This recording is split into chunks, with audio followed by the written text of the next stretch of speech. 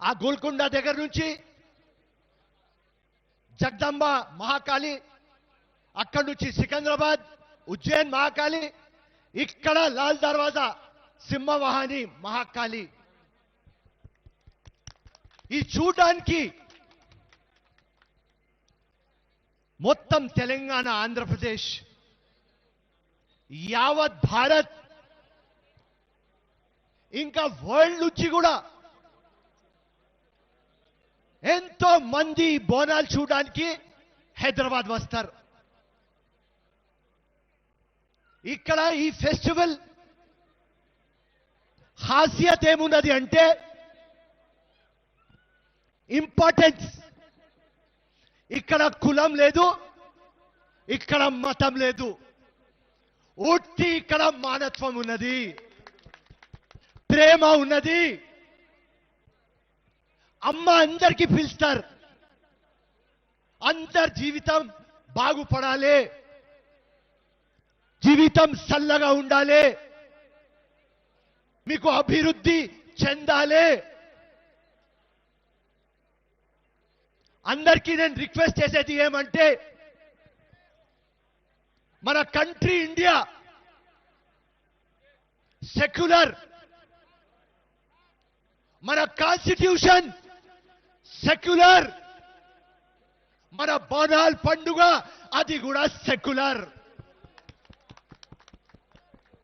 ఎట్లా యునైట్ చేయాలి అది మాట్లాడాలి. ఎప్పుడు అమ్మ కులం మతం చూడలేదు, మనం ఎందుకు కులం మతం గురించి మాట్లాడాలి? మన అందరము ఒక్కటే. ఇది హైదరాబాద్ అంటే మినీ ఇండియా. ఈ లాల్ దర్వాజా టెంపుల్ అందరు మేము వస్తాం, అందరు కులం మతం అతీతంగా ఇక్కడ వస్తారు. దానికోసం నేను మా ముఖ్యమంత్రి గారికి ఒక రిక్వెస్ట్ పెట్టున్నా, ఈ మందిర్కి డెవలప్మెంట్ కావాలి, చాలా పెండింగ్ ఉన్నది. అండ్ ఈ బోనాల్ పండుగ టూరిజం ఫెస్టివల్ లాగా కావాలి. గ్లోబల్ తెలంగాణలో ఒక ఫెస్టివల్ ఏది అంటే అది బోనాల్ పండుగ. నేను మీ అందరికీ అడుగుతున్నా ఒక మాట, నాకు తెలిసిన వరకు ఇంత పెద్ద జాతర యావత్ భారత్ లో, వరల్డ్ లో ఒక నెల ఇంత పెద్ద జాతర ఎక్కడ జరగదు. హిందువులు అంటే ఎందుకు లోకుగా సంకనాకనీకి వస్తారా హిందువుల ఓట్లకి? ఇలా కాంగ్రెస్ లో ఉన్న హిందువులు నాయకులు, ఎమ్మెల్యేలు, మంత్రులను అడుగుతున్నా, మరి మీకేం సిగ్గు అనిపిస్తలేదా? మీ నామినేషన్ పత్రాలు తీసుకొని గుళ్ళ పోయి మొక్కుతారు, మేము గెలిపి తల్లి, గెలిపి అయ్యా అని చెప్పి. మరి ఇలా గుళ్ళపై దాడి చేస్తుంటే మీరు ఎందుకు స్పందిస్తలేరని అడుగుతున్నా. మరి కాంగ్రెస్ కి ఓటేసిన హిందువులకి ఇంకా సిగ్గులేదు. సెక్యులర్ వాదులు కదా వీళ్ళు, సెక్యులర్ వాదులు అనమాట. ఇవాళ సెక్యులర్ వాదులు ఏరి ఎక్కడ పత్తలేడు.